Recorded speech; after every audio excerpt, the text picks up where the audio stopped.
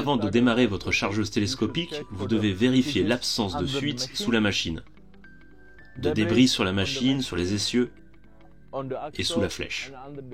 Vous devez vérifier que tous les rétroviseurs soient propres et non endommagés. L'état de vos roues, qu'elles ne soient pas dégonflées ou coupées, que tous les boulons des roues soient serrés.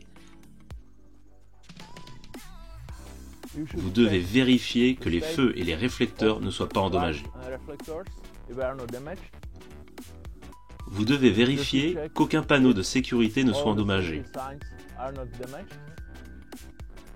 qu'aucune fenêtre ou vitre ne soit brisée. Encore une fois, les fuites des réservoirs et toutes les 10 heures, vous devez graisser la machine. Sur la flèche, ici, vérifiez et graissez 2 graisseurs. Un sur la cinématique dessous, un sur le point de pivot et à l'avant, un sous le couvercle.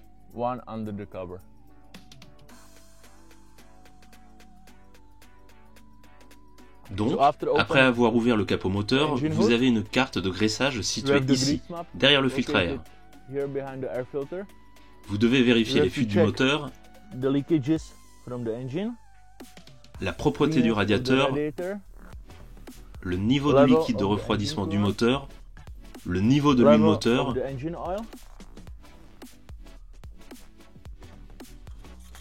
que vous pouvez ajouter ici. Vérifiez ensuite le filtre à carburant avec le séparateur d'eau et vidangez-le par le bas si nécessaire. Enfin, vérifiez le filtre à air, que vous ouvrez par le haut en le tirant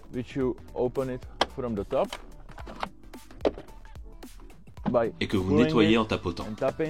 N'utilisez jamais le compresseur pour cela. Remettez-le en place et couvrez-le à nouveau.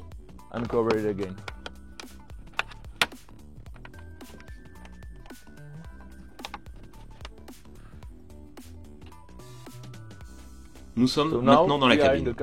Nous devons vérifier l'état de la ceinture de sécurité et la mettre. Ajuster le siège. Ajuster le volant. Vérifier tous les rétroviseurs. Vérifier les obstacles à l'avant et à l'arrière.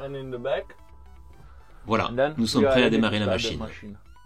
Pour démarrer la machine, assurez-vous que toutes les commandes soient au point mort. Tournez la clé. Attendez le préchauffage. Et ensuite, vous pouvez démarrer. Après, vérifiez la réponse de votre pédale de frein et le fonctionnement du frein de stationnement. Si certains signaux d'avertissement apparaissent sur l'écran, appelez votre concessionnaire. Maintenant, vous êtes prêt à partir.